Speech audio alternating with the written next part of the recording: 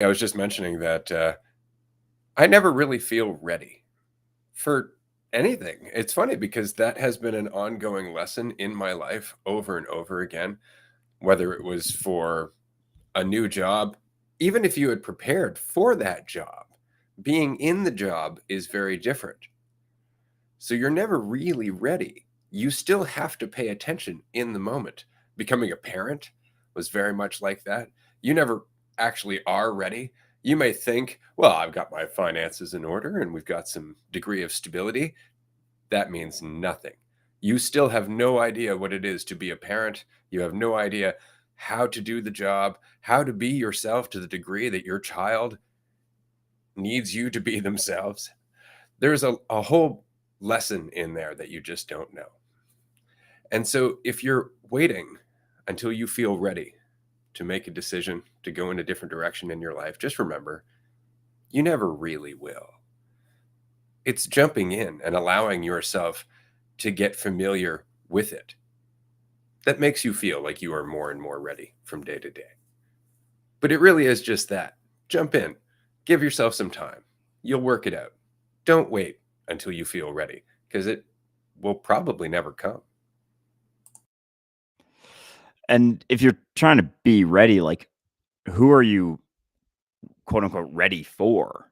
Like, who exactly are you trying to look a certain way? It's like we want to jump, if you're ready, it almost implies. So, say for example, when you start doing something, you're at like zero, you've never done it before, there's no attempts to do it. It's almost like feeling ready. We want to skip the first, 10 steps of it before we start. But the reality is that you got to start in order to get going with those first couple steps. And so if you're trying to be ready, it also implies that there's like a right way.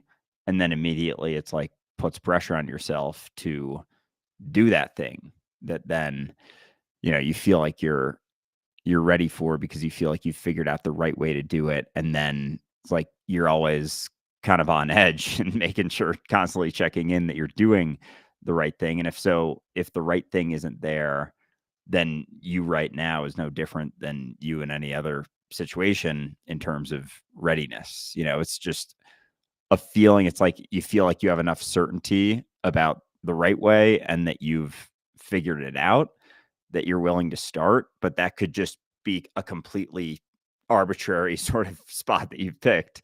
And it's not indicative at all of the reality of how it's going to play out. Because again, it's like as soon as you start, it's uncertain and you got to start in order to understand something and then actually get to the spot where you, I don't know, feel like you're that feeling you were hoping to get when you were ready is there. So yeah, like the illusion of feeling ready goes hand in hand with the illusion of a right way of being. And it's kind of just like a distraction and ability to keep doing what you're doing, thinking that it exists because it doesn't. So then the situation you're in right now is just as appropriate to jump in as any other situation as you'll ever be in.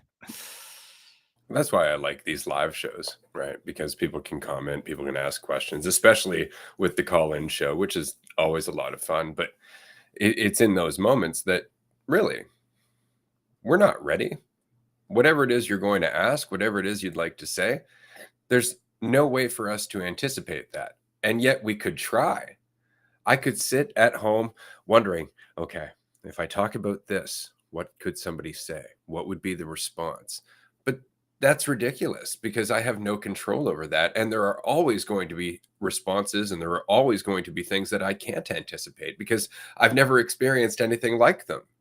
And so they're outside of my purview. They're outside of the scope of what I know, which is the beautiful part about jumping into the unknown is that all of a sudden your whole world expands.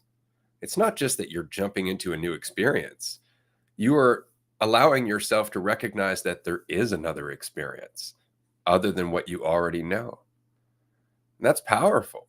The more you do that, the bigger your universe gets. The more your existence starts to become a rich tapestry. But often, a lot of our problems come down to the fact that we just don't spend any time looking at that tapestry because we're too busy trying to deal with our own fear or the constant narration that we've learned to live with.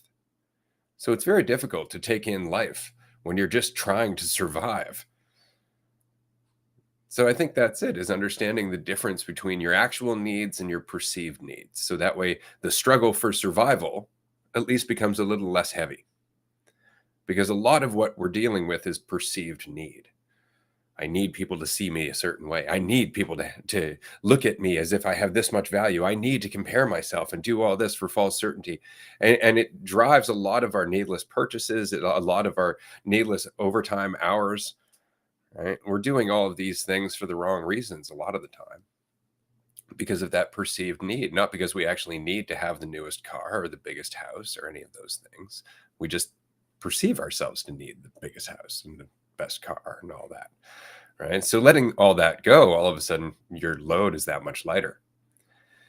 And so you can actually put it down more often because it's not so goddamn heavy. And you can look around and see what life is all about. And it's funny because that's what motivates us to continue on, is recognizing what life's all about, to have those quiet moments where we're like, I'm kind of digging existence. Because it's really not that hard. It's It's just that we spend so much time with this perceived grind that we must go through. Otherwise, we're not enough. Actually feel that cessation of effort. We never get to do the, ah, and just kind of look around. And it's because we're always on the go, from the past to the future, to some sense of being more. So when we let that go, we see life, and that changes everything.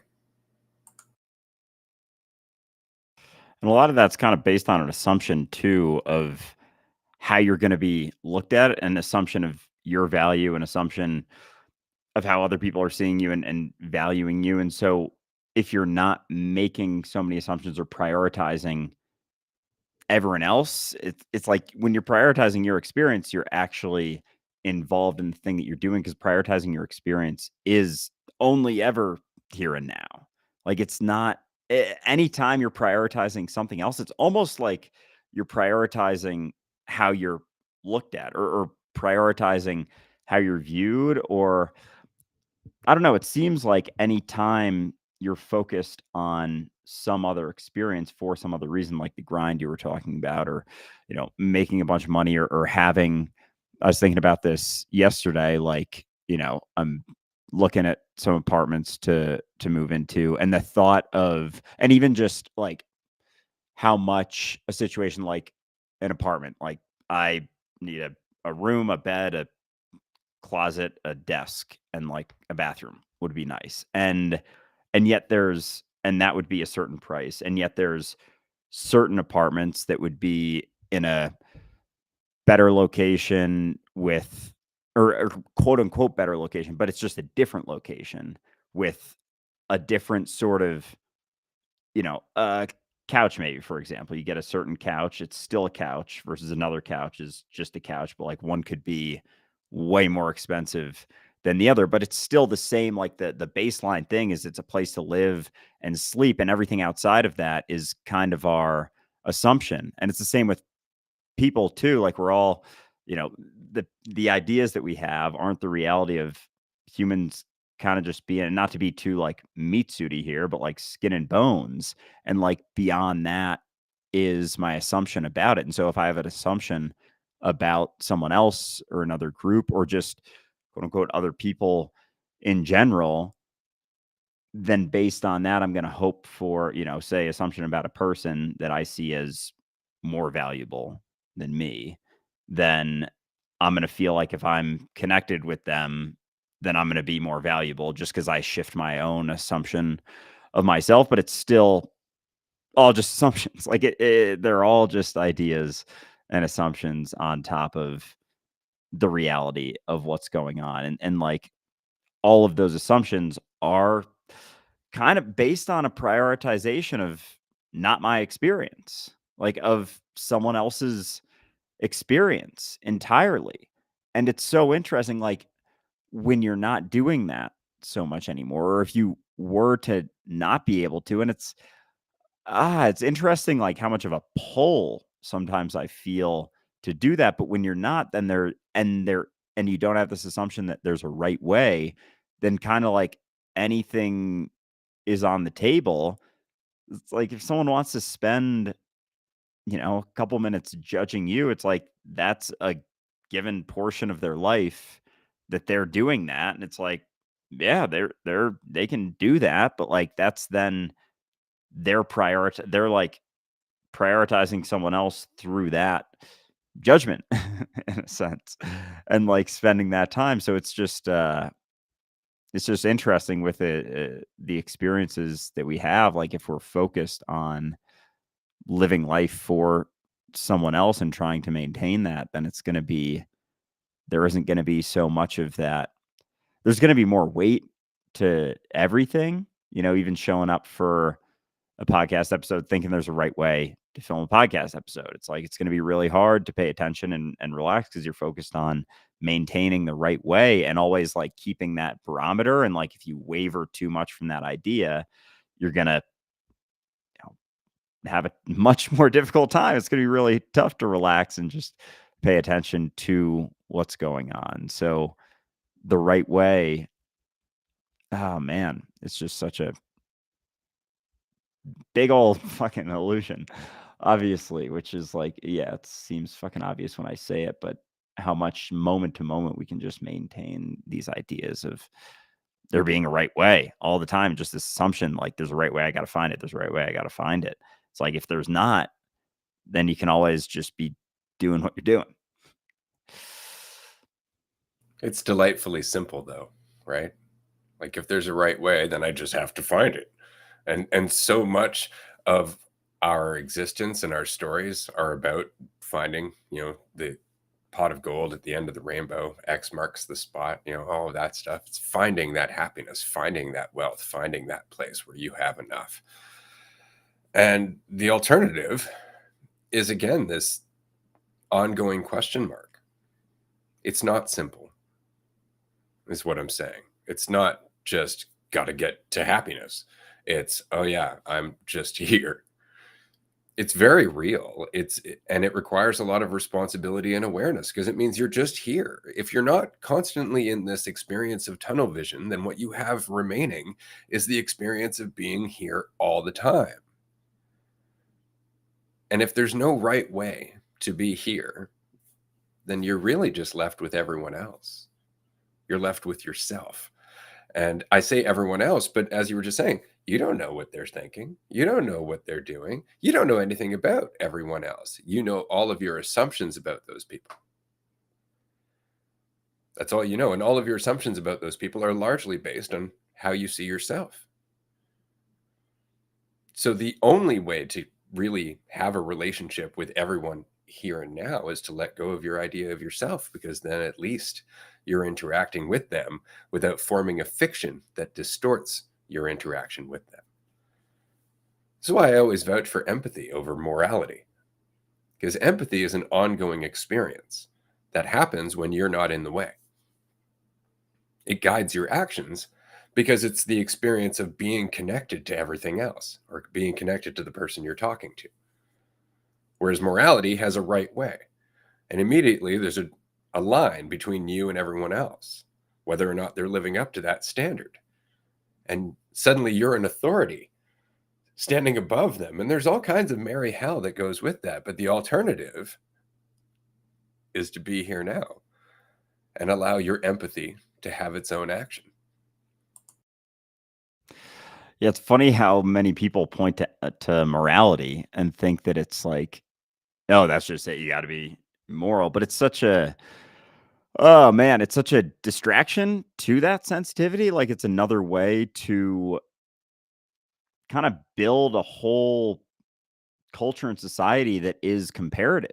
Because if there's a morality kind of goes hand in hand, like you said, with there being a right way, and then it's like that's just going to be my assumption all the time. Like we keep saying right way, but there's not like this group kind of consensus on the right way. It's very much individual to each of us are maintaining that idea of there being a right way. But in a world that thinks like morality is peak, because that's most people's assumption, kind of point to, oh yeah, there's a right way. That even for the deeper things, killing or something like that, like that's still so subjective, and it's still a way to pass off responsibility and kind of distract yourself from that sensitivity. But if there is morality in a right way, then there's going to be people who do it, you deem to do it the right way, and people who you deem to not do it the right way. And you're either going to fall in one of those moment to moment. It's not even like this stagnant thing. It's like you could think that you're doing it the right way and then think that you're doing it the wrong way about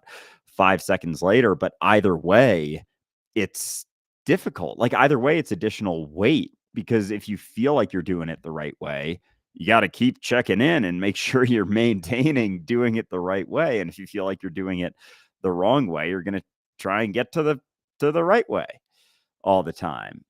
And so no matter what you're doing, if you think there is a right way, whether you feel like you're doing it or feel like you're not, then you're going to have additional weight. And it kind of goes with so I did want to get into this, talk a little bit about my experiences yesterday, and it kind of goes in with this. So I tried LSD for the first time, just one tab, and it was interesting. But to the point, I was just going to continue on with that point of, like, the positive side of the ego, and how much, like, I could very much see, and we can talk more about, like, comparisons, I think, because I think there's definitely a big difference between LSD and mushrooms, as much as there's some crossover. Um, the positive side of the ego is kind of like thinking you're doing things the right way. And like I even say that, and I'm like, it's not this stagnant thing either, like doing it the right way. And it's kind of similar, that if you do think of yourself highly, like there's still going to be the desire to maintain that, and the stress that comes with the maintenance of constantly doing the right thing or being seen in a certain way. And as much as maybe you can feel good more often, it's like there's going to be underlying desires to maintain, and also the continuous striving. Because if, say, you're, I don't know, you're I don't even know the positive side of the ego. Like I don't even know.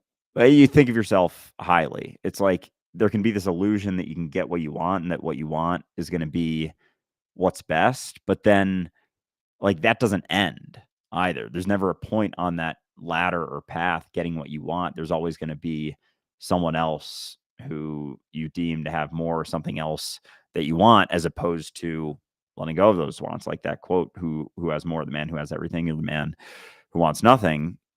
And I think there can be a continuous striving of that, based on that side. But yeah, it was definitely a interesting experience, and I'm down to get into it a little bit more. Yeah, I look forward to hearing more of your revelations. I wanted to take just one quick second and give a shout out to the Dualistic Unity community Discord.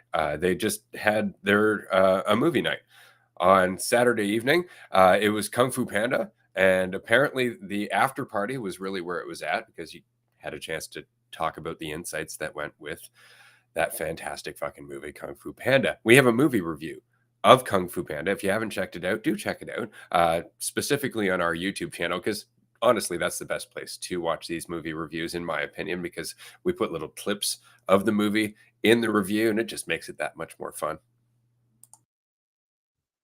Yeah, for sure. And Kung Fu Panda, that's yeah, there's a lot in there. I won't give away any of the ending, but the ending with the scrolls and whatnot, that's fucking awesome. So yeah. So I have, like, a number of thoughts about things. I guess I'll just kind of start with, like, so Ray's told me in the past with uh yeah. Oh, and Discord, definitely hop in there if you haven't checked out our Discord. There's a lot of good shit going on there. Shout out Jazz for leading the way, and Jazz 2.0.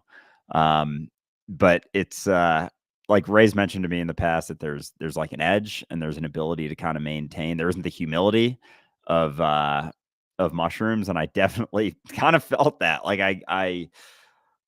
I feel weird talking about, but I'll just be honest. Like I kind of saw the like different ways of viewing myself, Andrew, whatever, like a lot of different ways. Sometimes, you know, felt great and sometimes like didn't, but it was, a while. It was like, 12 hours or 10 hours. And, but I definitely felt that sort of like alertness and a quiet, but also like a intense quiet, kind of like an edgy quiet as opposed to a softer quiet. And it was like relaxation, but also like a viewing of opportunity. Like in mushrooms, a lot of times I'll experience, especially on a higher dose, like past experience or something that maybe shifted me in a certain way, and then letting go of that. And there's like a viewing it and letting go and all that stuff. And then with LSD, it was much more like not so much anything about me, but it's like letting go of all the assumptions about me and just seeing things without my assumptions so much, and seeing like, oh, you know, I'm the only one ever in my way. Like I'm my fucking wall all the time. It's my assumptions about myself, how I'm doing. And then if there wasn't that, like if that just wasn't ever there, then there's like just insane opportunity to do anything, like literally anything. Like that's was kind of started to be the feeling, was like, holy fuck, I can do anything. And as I started to feel that, I was like, ooh, okay. Like I started to check myself, because it was kind of like, oh yeah, I could I could be amazing. I could be the best. I could be, and I was like, I know this is like the acid talking here, because I'm gonna come down from this eventually and not be riding this high. So I was kind of like purposefully subduing it, but also, feeling whatever it was that I was feeling. But with that, and I think with the maintenance of the reality that, you're the entire experience, I was able to see more so with that in mind, like the opportunity to to have influence on reality itself. And so that was like very exciting. And so much of it just came back to not judging myself. Cause like, for example, jumping into something new. It's like, who's to say that with enough time and attention, and this again, there's like some egotistical shit that came up for sure. But I was like, who's to say without time and attention that I couldn't be the best at anything that I try? And I say like the best, and it's like, "Eek, chill." And that was the feelings that I was getting. I was like, I could, yeah. And I was like pretty fucking wired. It was kind of like there was like a feeling of like Adderall or like a lot of caffeine. And then I was like, whoa, okay, hold on, the best. So, but the influence on realities, uh where was I going with that? The influence on reality, like being the quote unquote best isn't the end game. And there can be like, I could see someone without wanting to have influence on reality, or anything beyond themselves. Like you can very much maintain yourself and think like, I can do anything. I want to make my experience the best thing in the world, like exactly what I want it to be, and kind of do it for me, as opposed to like prioritizing just experience. And I say my experience, but again, that depends on how you're thinking about yourself. Like, is it just your own sort of comfort, desires, just get all those things? Like, where does that lead you? You take that far enough, and then it's like, okay, what are you left with? It's like a continued desire for more things and getting more of what you want. Or are you gonna like it was like, do you want that legacy to be an individual, or the like, and I again, legacy, fuck. Or it's just a word though, like legacy on reality, like have shifts on reality, but not like you doing it, just leaving a mark, not an egotistical mark, though, just like fuck, like you can change the world if you just get out of your own fucking way and also don't prioritize yourself. And like that, like it was so fucking obvious in that spot. And since then, I've kind of like come down and gone through the end of the trip, got a little like uncomfortable at times. And so I knew it was going to go up and down all the time. But like in that, when I was like, I was fucking like pacing around, like filming myself, like pretty fucking wired for a while. But it was like, holy fuck, it was so glaringly obvious. Like I'm just judging myself for things. Like I'm in my way. And if I fucking get out of my way and just stop judging myself. And even for the things that I'm afraid of, like not being worried about being afraid of them, like not thinking there's something wrong with being afraid of them. It's like I can sometimes maintain that assumption that there's something wrong with being afraid. And so then I have to fix that or figure that out. But if there isn't a fear of being afraid, then it's like, then you're good. Then you can go into a situation and like you could stumble and fall. Like for me, and one more thing, and then I know I've been just like I don't even know how long I've been talking, but yeah, I appreciate it. There's a lot in there, and there's a lot more. But anyway, last thing, I saw a video, and it's funny how this hit, but I wanted to share it on this episode too. I saw a video of it was Brad Pitt, and like I've always seen him in movie roles, and I was like, he looks like the most confident motherfucker I've ever seen. You know, you think of like Fight Club, Tyler Durden. And I came across some videos talking about how he's actually deals with a lot of anxiety and has a pretty big fear of public speaking and, you know, struggles with that. And I saw a speech where he was like, really looked very nervous. And so for me, that's like a deeper thing for me, like fear of public speaking. And just it goes hand in hand with like expressing myself and having a voice and all that stuff. But for whatever reason, I saw that video like 2 days ago and it like eased me so much. And I was like, wow, I had this assumption. And like, even just seeing that's like from someone I would assume that would never, you know, feel nervous or anxious. And then I was like, fuck, I wonder if people, you know, ever probably with fucking social media, people probably have that idea of me. And so I wanted to then say, like, I get really nervous, or I have previously. And like I say that now, but there have been situations where I'm, you know, talking in front of a number of people and like there aren't those nerves. So it makes me wonder how often those things are like just past things that I keep trying to maintain. And that thing we've talked about before, like what would you be without your fear?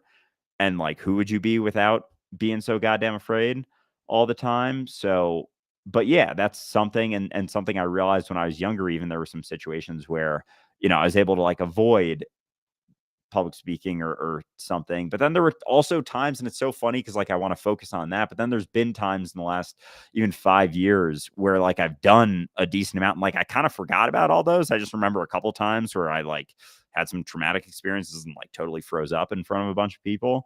And since then, though, like there have been times where I have, and like I forget about those times. Like I don't remember. There's been a number of times, at least a handful, where it was in front of a decent amount of people. I'm like, I was nervous, sure, but like I did totally fine. I got through it and I was like, oh, all right. And like I forget about those when I'm feeling like I don't know if it's down or fucking wanting to be sure of something or wanting to think about myself or whatever.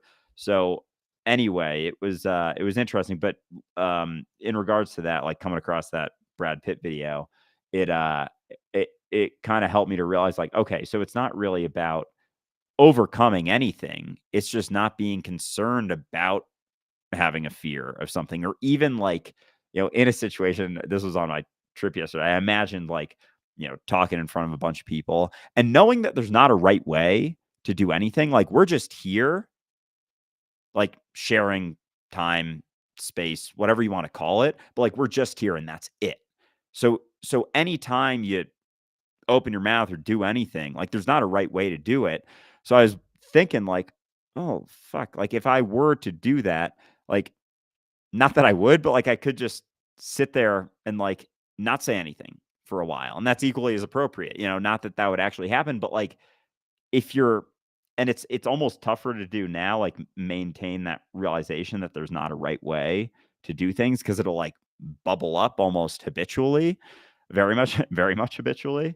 Um, but when it's not there, then it's like everything's on the table, and that's the thing that keeps me tense and rigid and feeling like I'm doing something wrong because I think there's something a right way to do anything, whether it's, getting in your car or getting in the shower or, going on a walk or saying hi to someone or, the first comment you say, you could say like, it's nice that the grass is green, huh? It's like that's just as appropriate as fucking saying hey or what's up.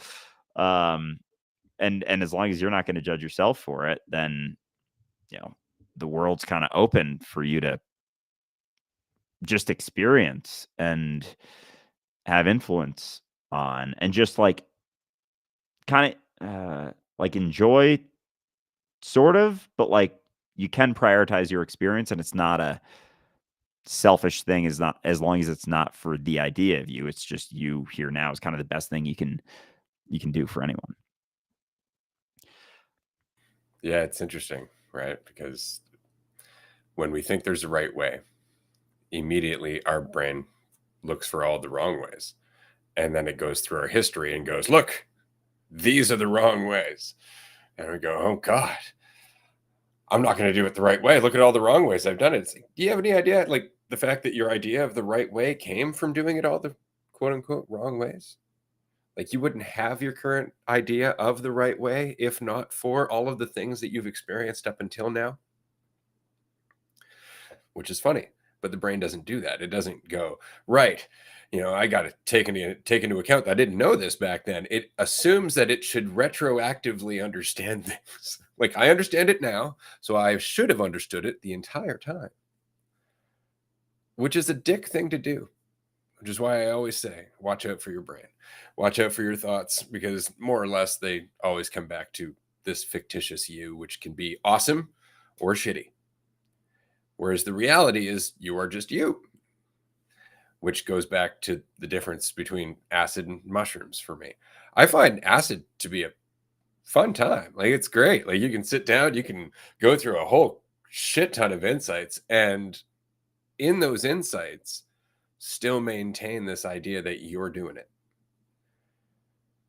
And I find mushrooms, while you can still do that on mushrooms, I find mushrooms tend to have an aspect of humility.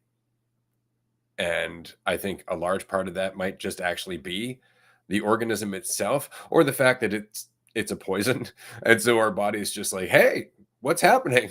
We feel like we're dying. And that brings a whole other note to our trip, to our experience.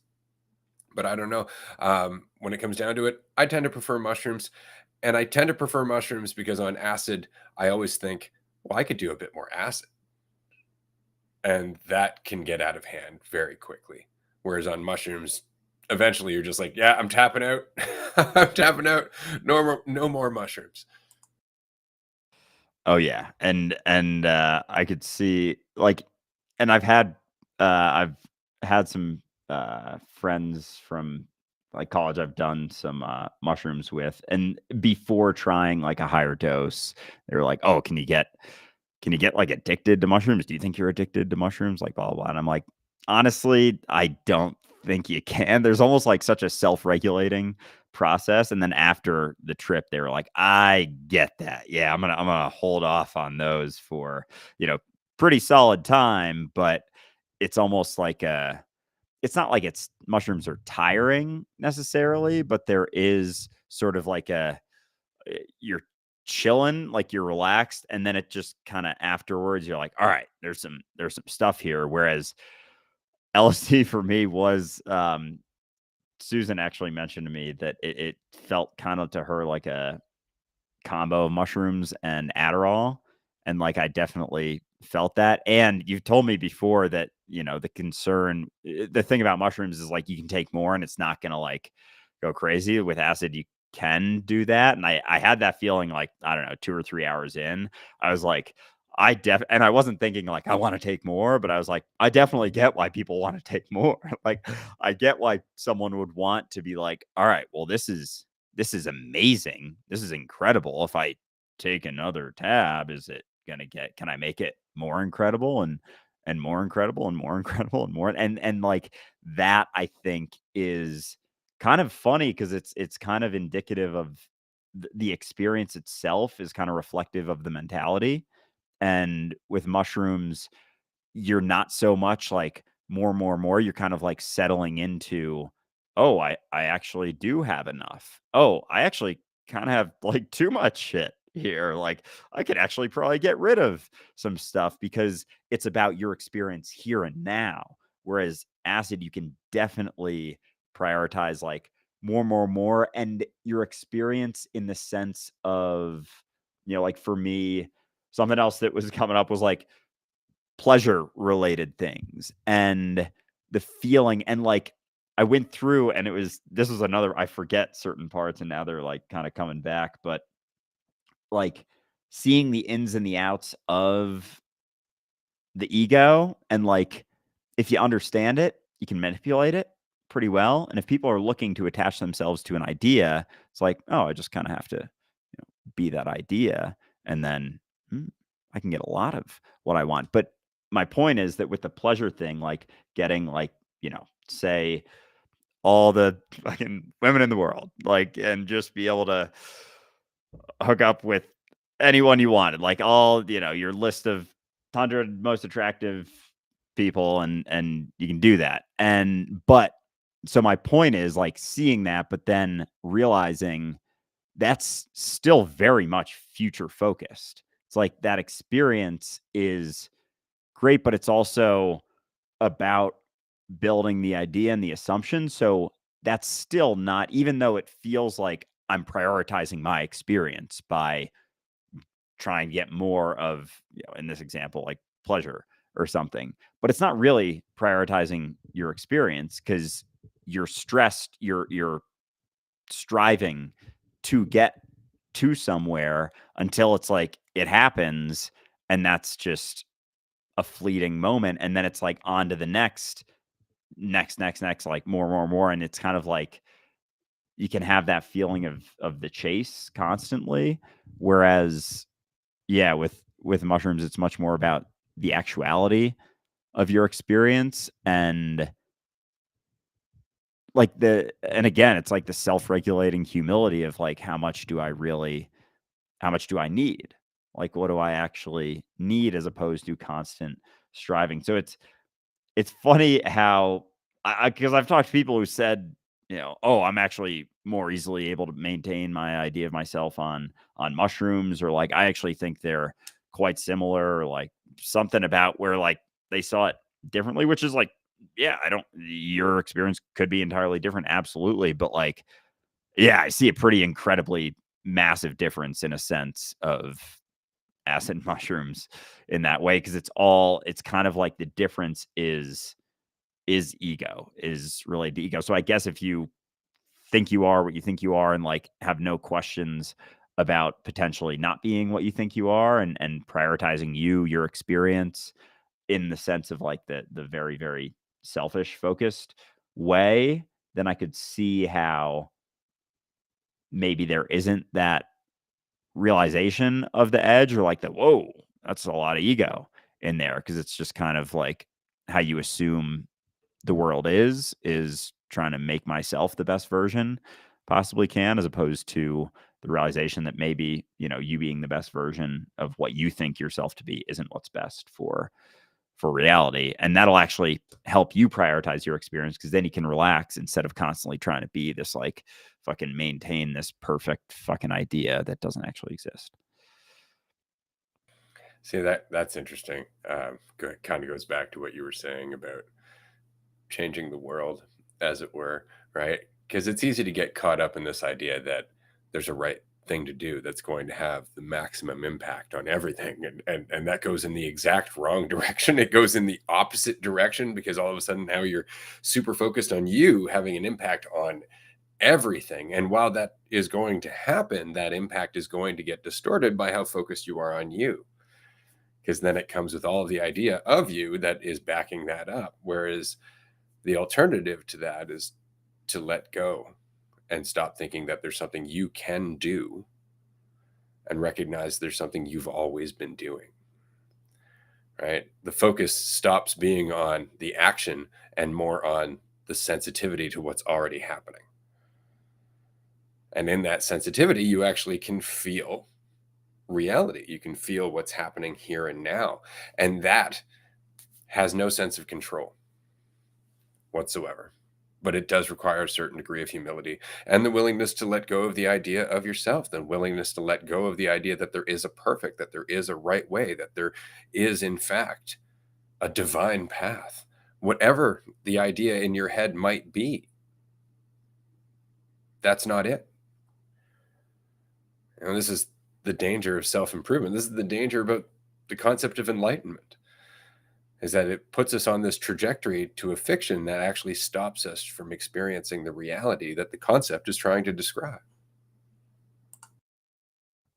And with that idea, that's a great point with the, making the change in the world or something. Like, if you're even the thought of, like, changing the world, there's, like, a very, self-important, manipulative, like, confined aspect. Like, it gives you tunnel vision, having even as soon as you're like, "I can change the world."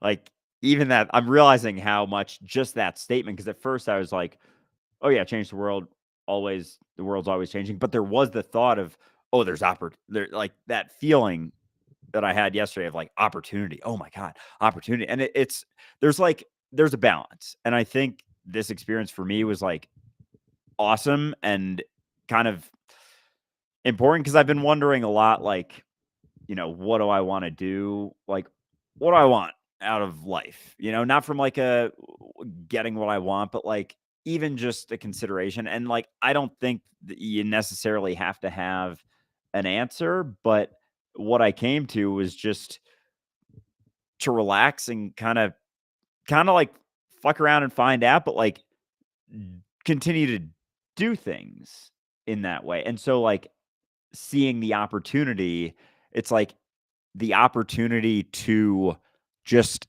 express myself, as opposed to the opportunity to, you know, get on this fucking track towards changing the world into this fucking made up destination that I have arbitrarily chosen because I'm feeling, thinking very highly of myself in this moment. Like, I can come up with that.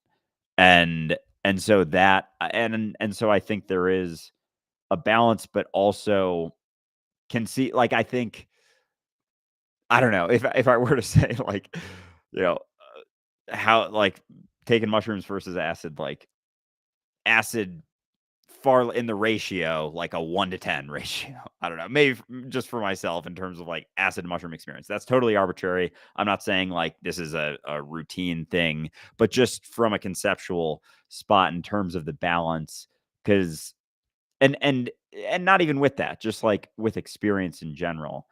Uh like, I could totally see how you take too much and that balance gets out of whack, and it's very much like you see that opportunity and you see potential, and, like, so quick you can come up with an idea, because as you're, sitting there, it's like, oh, this is the best thing to do, or the right thing to do, or the right way to act. And you can get on, like, a very egotistical high with that. But it yeah, anyway, I don't remember where I was going with that. Totally fair. Yeah, it's interesting. Like, I found acid was great for insight, but a lot of that insight just ended up reflecting back on me. It's like, ha ha ha, I found another clue. Now I just need to do this, and I found that to be a big part of the acid experience again for me. Whereas on mushrooms, it would be like, oh wow, oh shit, I hadn't actually thought I need to sit the fuck down. And that was very much the difference between, aha, I've got it. I need to get moving. And oh wow, shit, I don't know shit. That's what I'm seeing here as I've been making a lot of assumptions. I just need to sit down and stop assuming I'm in control. And I enjoy mushrooms for that, but it's ultimately what's informed the retreats for me is the idea that, not even the idea, the understanding that you're as intelligent as I am, that everyone is intelligence, and that ultimately, from wherever they are in their own mind, they're the only ones that can like, actually do anything about that. And so the retreat is really just an opportunity to go and work on yourself in an environment where nobody's asking shit of you. And the experience is very much dictated by you. It's going to be influenced by how much you're willing to be a participant in it. And that's it. It's kind of a paradoxical contradiction. Come to the retreat to work on yourself and be by yourself and just accept who you are right now. Recognize all the work that you've come up to. And so it's a very much a solitary experience with other people who are having that solitary experience. And the value of that is that you get to actually not compare notes so much as see underlying themes. As I was saying to Andrew, we have different experiences. When I say something like, think about a moment where somebody has judged you, he will think about himself and another character from his story.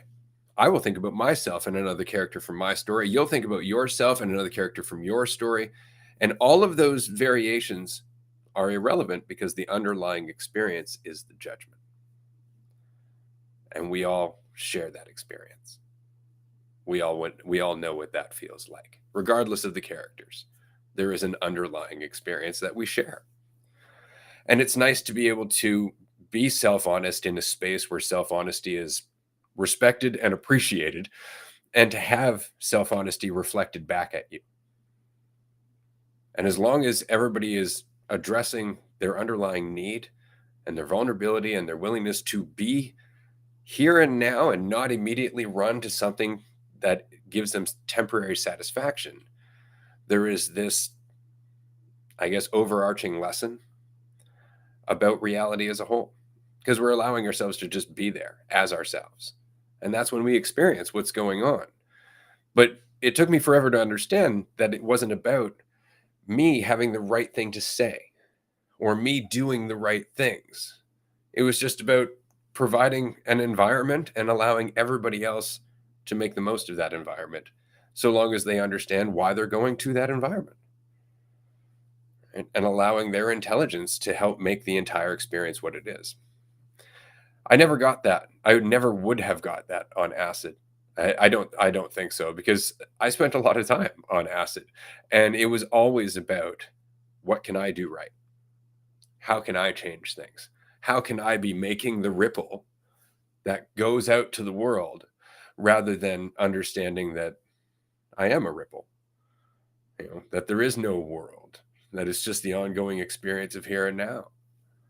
Right? That's it, is here and now. It's not about changing anything, because that's all assumption and control.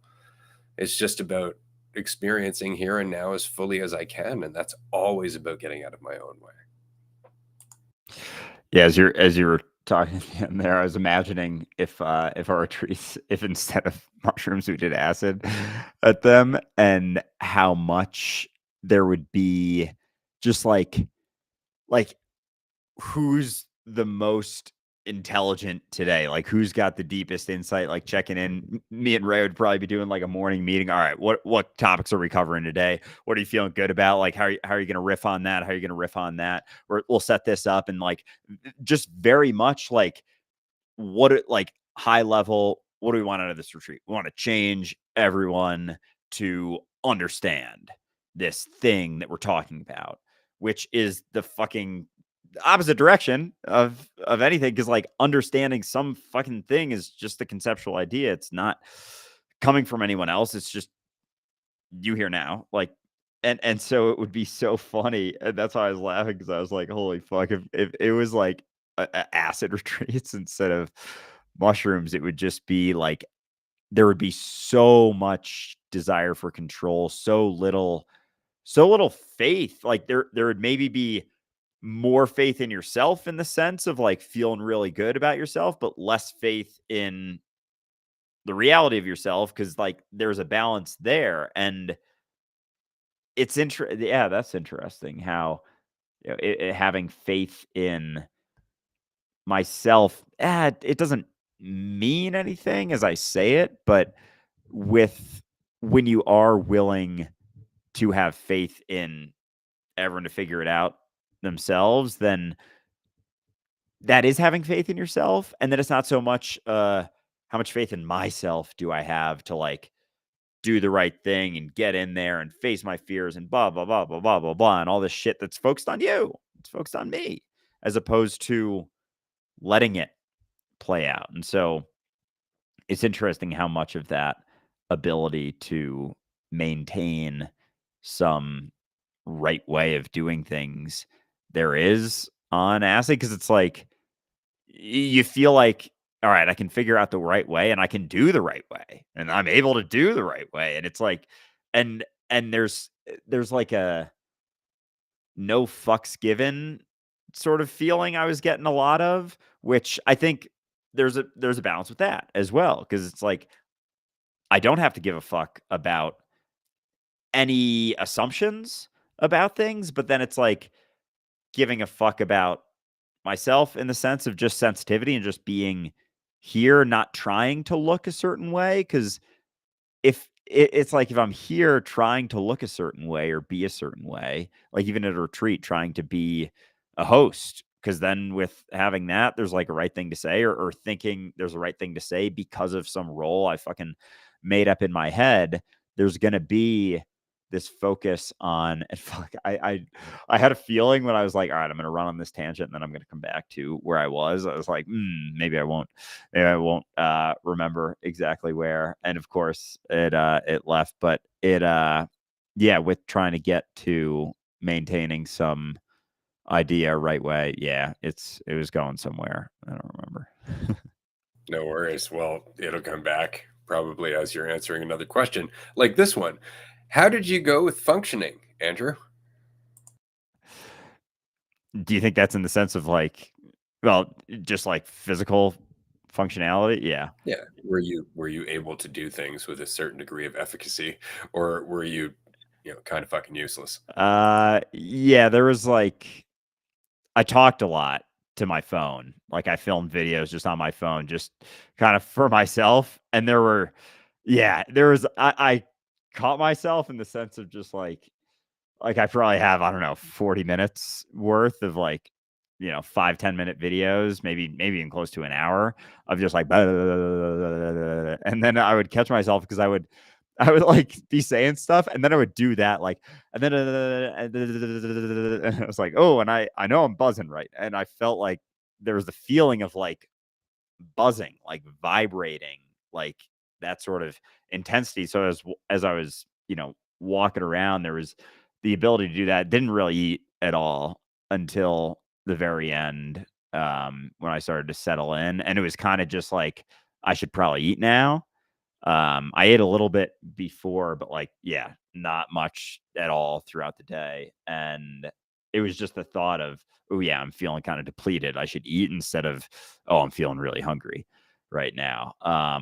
But yeah, like went on a walk and some of it was just like watching some videos on like YouTube, like trippy music videos or something, because there was like I could watch them and then the insights were hitting me, and that was kind of when I was realizing how much that like you can build a sort of very positive idea of yourself, like think very highly of yourself, and was kind of going through a good amount of insights just about, I don't know, egotistical tendencies, and like if everyone is just existing in assumptions, then even if you have certain assumptions about yourself, it's like, and I was wondering that, like, can you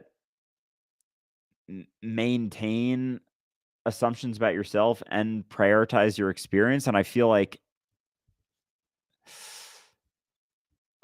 ah, I don't know, because if you're trying to build some, look a certain way or be seen in a certain way, like that's not really prioritizing your experience or you at all. But then and so then I guess the pitfalls is still that same comparative, like, there's still the same ability to be in comparison, and also with the, like, I don't give a fuck sorta mentality that can be taken like, I think there's definitely a side of that that's absolutely, like, dig into that. Like, why are you prioritizing someone else? And is that not just a form of manipulation to think that you're prioritizing someone else or trying to get someone to see you in a certain way? And so with the giving of fucks, but then that can be taken beyond just my experience right now to, you know, don't care about anyone but myself sort of feeling. And that I don't give a fuck about anything being like sort of that nothing matters, and that completely cuts you off from sensitivity in a sense. And even since like I think that's a big one difference too. Mushrooms, there's way more sensitivity where acid there can kind of be some like a bit of a wall from sensitivity because it's just kind of like, what's next for me? What's next for me? As opposed to the wholeness of your experience, like you being the entire experience, as opposed to you being someone who sounds really great in the middle of the experience. That's a good way of putting it. Like I said, acid has an edge. There's just this point where you're just like, I feel like I'm moving forward, like I'm pushing against something. Whereas I find that dissolves on mushrooms. You were asking a question about whether or not you can kind of have a foot in both worlds. I think it helps to remember that as soon as you look at yourself, whatever your brain comes up with is assumption. Right. As soon as you look at anything and try to establish what is that, your brain is going to give you assumption, but it's giving you assumption based on everything that it's ever experienced.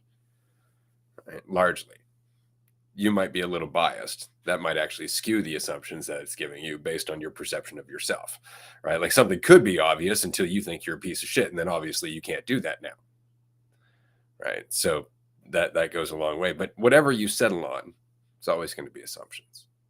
The alternative is to just go through life understanding that you're only ever making assumptions, which means you're not trying to stop your brain from doing what it must do, but you're keeping yourself in check by never getting carried away with it. Kind of like on the acid trip.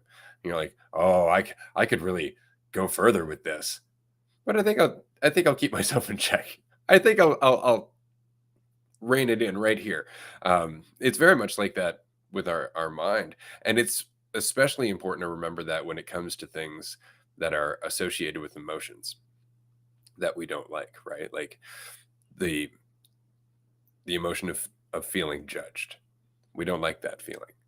And as long as we run from that feeling, we will always have a fear of that feeling, which means that when there might be some indication that we are being judged, perhaps somebody looked at us for longer than a second or two that we're comfortable with.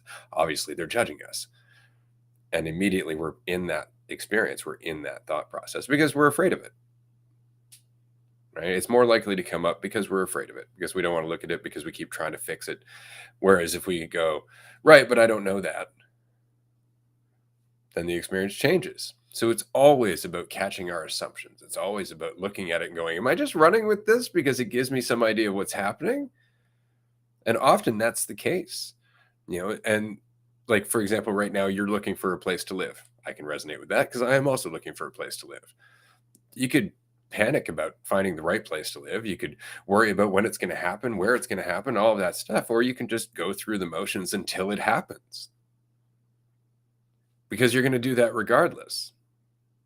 That said, though, assumptions can be useful from time to time. If a snake is coming down the path at you, you're really only assuming it's going to bite you. But it's a valuable assumption if it gives you the idea that maybe you should move the fuck out the way. But to go, it's absolutely going to bite me is a different thing. Because that goes from caution to straight up panic. And that does nothing. In fact, that panic may inspire that snake to bite you. rather than just being sensitive with a new consideration. Yeah, it's funny how that yeah, if you were to jump and panic and freak out, that's probably gonna cause it to be more likely to do that, and it's the same thing with, like, being afraid if you're trying to feel safer about things in a situation. It's like just continuing to pay attention is the best thing you can ever do. Maintaining your fear, thinking that that's gonna help you pay attention just gets in the way, just distracts you. And so with the judgment, like how often if it's not something we judge ourselves for, it's like you don't even notice it almost. Like it's a sort of fleeting experience. But if it is something you judge yourself for, or if you're afraid of it, then you notice it more. Or you make assumptions, like you said, you make assumptions about it more, like, anytime someone looks at you. It's just because you're afraid of it. If you weren't afraid of it, like, someone will look at you and you're like, "Someone's looking at me." "Meh." Yeah, like, way back, I don't know what they're thinking. Maybe they're thinking this, maybe they're thinking that. I have no fucking idea. Um, but if you're afraid of it, then that's gonna be immediately where your focus goes, to that assumption, because like, it almost validates the fear in a sense. Like, it validates your fear. It's like, well, it's logical to have this fear because it keeps happening, and so I'm afraid of it. But then if you're not, then there's not the desire to validate it so much, and so it starts with that, and it's like it goes with not being afraid of being afraid of it either, you know? It that continual fucking cycle you can get into of being afraid of being afraid of being afraid of being afraid. But without that, or if you're not so concerned, or you understand that, any assumptions that you're making, period, are just assumptions. Any assumptions someone's making about you, any assumptions that you're making, and any assumptions you're making about someone thinking about you.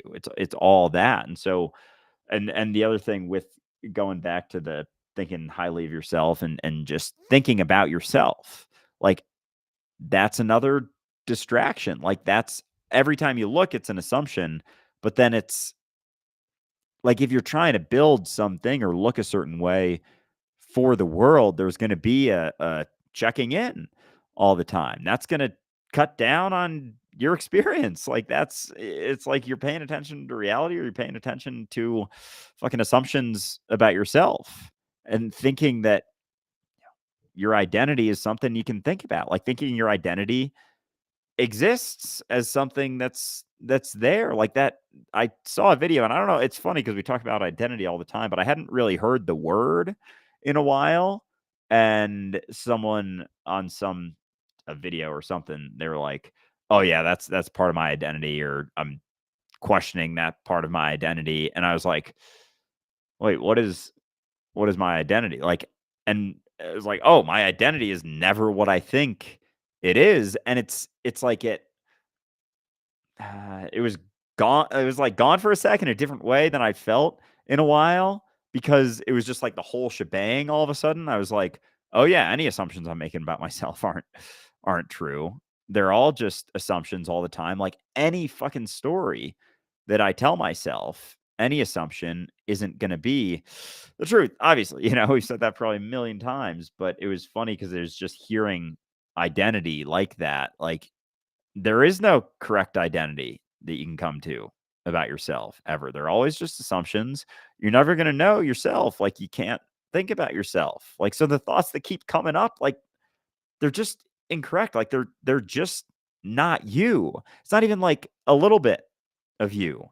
It's like it's an entirely different thing, like an entirely separate fucking imaginary character that you keep looking at to I don't know, yeah, like for a number of reasons, feeling of certainty, feeling like you're not alone, feeling of all of these things, but like it's always just that assumption. Yeah, it really is. This is why this conversation is it's inspiring in that there is a conversation growing around it because our entire society is really focused on identity. You just got to think about yourself a certain way, the right way, and you'll be happy. And that's almost all of what we focus on, right? Including when we have a job, where are we in hierarchy? Are we successful? Are we not successful? What the hell does that even mean? Right? Like, there's a lot of ways that we measure ourselves and establish a sense of value. And that is unfortunately the point, is that we're establishing some sense of value. That's all we're ever trying to do. And so we try to run away from the negative ideas of ourselves. Or if we have negative ideas of ourselves, if there are parts of our identity that make us suffer, then we just got to cope with them or medicate them or find a way to distract ourselves from them. We just got to focus on the positive parts of our identity, where we're telling ourselves that we're awesome, where people are looking at us as being awesome. That's going to save me. And it never does. The alternative is to let go of belief in identity as truth. And we've been talking about this for almost 6 seasons now, right? But it really is that. And it's just uncomfortable. Nobody likes it because it implies that there is no control over your sense of value, over your value. Right? But there's a beauty in that. It means that the idea that you have no value is bullshit. In the same way that the idea that you can have more value than someone else is bullshit. The question is, can you reconcile that? Can you reconcile that your value is not measurable? Because most of your thoughts are based on the idea that it is. And so you live in a world of comparison and competition just based on that. The idea that your value is measurable. The alternative is freedom. It's just super unsatisfying. Well said. And if you're always trying to if you're always trying to measure that value, then you're always doing that. Like you're always just like constantly measuring your value. It's like you're spending so much of your life, like it's like you got a ruler and you're like every 5 minutes, couple hours, whatever, 5 seconds. It's like, all right, this situation, how's my value doing? How'd this person do? How'd that person do? Oh, they're here. I'm here. And it's all relative. It's all like in flux. It's not like there's a line and you're either above or below. It's just a relative judgment. And so we can even get caught in not recognizing how much it changes. Like if there was a point, like I've talked about this before, but just even like getting on a live stream and talking and not being really worried about anything. There was absolutely a point in my life where I would have been super nervous about it. And even just the act of doing it, getting on, talking, not being afraid, like I would feel incredible afterwards just because it was such a buildup and fear and concern. And I forget. So now it like comes back to, I'll moment to moment judge myself, think like, oh, that was a stupid thing to say. Oh, am I talking too much? Oh, am I talking too little? Oh, blah, blah, blah, blah, blah. And it's like, I'm just doing it. And so so I didn't even realize when I kind of brought this up, but it was just the act of doing it. It was kind of like how I felt with starting social media. Like that was something I was afraid of doing for a long time, like a year and a half. I thought about it every single day and I didn't do it. Like every day I knew I wanted to. I knew I wanted to, and I still didn't do it. And so when I posted my first video, which was just a YouTube video, like morning routine, like that was, I had succeeded right there already because I did it. And at that point, it was like I had no idea that anything would come of it. I was just like, this is something I want to do, and I'm gonna start doing it. And I don't know what the fuck I'm doing, but I'm just gonna do it. And so that was it right there. But then, so anyway, over time, we can then start just the habitual nature of measuring things. It's like we always want to come up because, to your point, we have this assumption that we can measure our value. Like the continued assumption that it's something that can be measured, can be looked at, that you can be certain about, like moment to moment assumptions. And then it's like the flux of all the emotions, feelings, things like that come with that thought, that assumption that you can measure your value. But with the realization that you can't, then you're just kind of left with here. And like part of us can just want to distract ourselves from here by focusing on things because it allows us to, avoid responsibility and things like that. And yet when we do, there's all these repercussions to doing that. And it's like, you know, they're both uncomfortable in a sense. One is just, I don't know, like comes with less of that sort of egotistical suffering and like heavy weight, but it's just, yeah, it's the shift or the willingness to let go of, because that's another false certainty that my measure my value can be measured, and therefore I'm always trying to do it. Exactly. I've always got to be doing. I've always got to be trying to get more value. I've always got, because I'm in control, right? So as long as I'm in control, then there's something I got to do right. And if I do it right, that means I'm doing well at control. And it's all the same how. And the alternative is, right, I'm just here. That's it. I'm here. What do you want to do with here? What do you want to do with here? Because most of our goals are very much based on being more. And what you're left with is, what do you want to do with here? And that's usually what we're avoiding. Well, immediately we're like, well, I'm not very happy here. So if I just get this or do this or apply this or meet this person, and that's the ongoing race. The alternative is to go, no, none of that. How would you like to respond to here? In which case I like to be a little goofy, or I'll do whatever it is I'm doing. Maybe I'll do it with a little dance. Maybe I won't. Maybe I'll talk to myself and have a good little laugh at my own humor, regardless, and then laugh a little bit more, knowing that nobody else would find that shit funny. But the point is just to live for you here, and then whatever goals or directions you come up with in that state, where it has nothing to do with you being more or your value meaning anything, that is something I would like to hear more about, because that's a mentality that we don't normally encourage. We encourage everybody to do what's best for them, but not recognizing that doing what's best for them often comes from a place where they're not enough.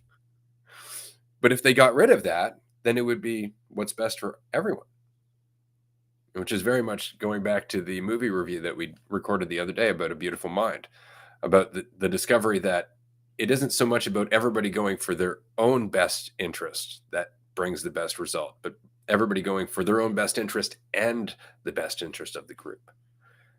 And if you listen to what that means, it's just to recognize that the individual is the group, that there is no difference, and that's the change in perspective. And that realization right there, what's best for the group versus what's best for me, like even the thought of the ability to shift, like the recognition that you're the environment. And so as you shift, the environment shifts, which then, shifts the environment. And I've talked to people about, you know, shifting the environment. And it's not because, like, as I say that, it's kind of, kind of has that edge of like changing the world and shit. And it's like, because it's not that, but anytime, like, people will look at that and be like, "Oh, that's way too much," and just like bypass that, and just so instead of that, it's like, I'm just gonna prioritize what's best for me and look at me and what I want at all times, because everything else is like not worth it. It's kind of like Elon Musk when he has all this money and he's like, or someone said, "Oh, you could donate a lot and like help a lot of people feel less hungry." And he's like, "Show me how that would actually play out or work." Because there's the assumption that like, oh, it's not gonna change everything. I'm not gonna be able to solve world hunger. And it's almost like there's the egotistical side to that. Like, if he were to be able to have, say, it costs $10 billion to solve world hunger, end world hunger. It's like there's an egotistical edge to that. So that may be more enticing. But if it's just, you're just going to have an arbitrary impact that you can't really see or point to or measure or put on your resume, then it's like, oh, well, why is that even worth doing? It's like, yeah, because you help a lot of people, and but without that ability to, be certain about the impact, even, then it's like, oh, well, why is that even worth doing? Exactly. We have to wrap up. It's the end of the episode of Raw. We're going to continue on in 15 minutes on Patreon. It's Sunday, so there's a tier 2 call and a tier 3 call. If you are not a Patreon supporter, please consider becoming a Patreon supporter. There is some merch and some perks that go along with it, as well as sick discounts on the upcoming mini retreats. There's a mini retreat coming up on February 1st in Virginia Beach. There's also one coming up on April 11th in California. If you are a Patreon supporter, you can find your discount codes there. Message us if you can't find them. There should be a link somewhere. You'll figure it out, I guess is what I'm saying. But do join us at these events. Get your tickets early because they tend to sell out right before the event, usually right like a month before the event. They all just get bought up. So if you can get your ticket now, I definitely recommend you do so. That's it for us. Thanks so much for joining us. Bye, everyone.